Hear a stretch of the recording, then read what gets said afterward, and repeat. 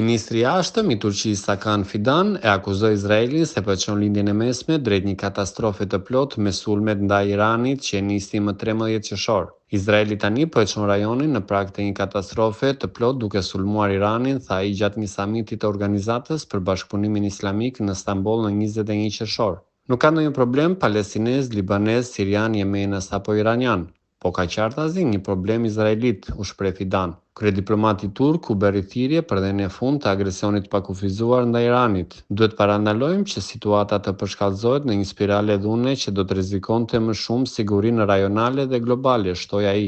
Duke folur pas Fidanit, presidenti turk Recep Tayyip Erdogan akuzoi udhëheqësit perëndimor për ofrimin e mbështetjes së pakushtëzuar për Izraelin. Ai tha se Turqia nuk do të lejojë që kufijtë e lindjes së mesme të ndryshohen me gjak. Është thelbësore që ne të tregojmë më shumë solidaritet për të ndalur banditizmin e Izraelit, jo vetëm me Palestinën, por dhe me Sirinë, Libanin dhe Iranin, tha ai duke ju drejtuar 57 vendeve anëtare të Organizatës për Bashkëpunimin Islamik. Organizata për Bashkëpunim Islamik, e themeluar në vitin 1969, thotë se misioni i saj është të mbrojë dhe të ruajë interesat e botës myslimane në frymën e promovimit të paqes dhe harmonisë ndërkombëtare.